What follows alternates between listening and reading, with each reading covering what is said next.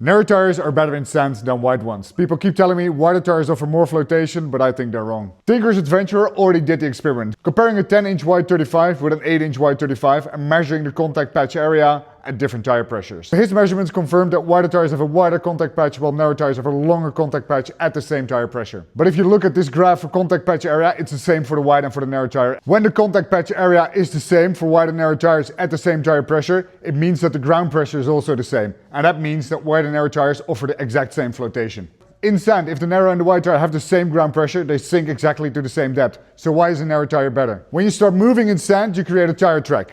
For wide and narrow tires, they're the same depth, but the wider track is still wider. This means that a wide tire has to move more sand out of the way. So that means that a narrow tire moving less sand has a lower rolling resistance, so it moves through the sand much easier than a wider one. In this graph, you can see that at super low pressures, wide tires have a bigger contact area. Tire sidewalls have some stiffness. The lower the tire pressure, the more weight is being held up by the sidewall rather than the air inside the tire. The easier this tire sidewall deforms, the less weight it can hold, the bigger your contact area is going to be. Because a wide tire has to deform less than a narrow one to get that contact area, it's got an advantage at those super low tire pressures. But most of us won't be regularly driving around at sub 10 psi pressures, especially if you're not running beadlocks. This car behind me will be my house and I'm not putting beadlocks on it to run 6 psi. If you do live that life, hit me up because that sounds cool as hell, but that's why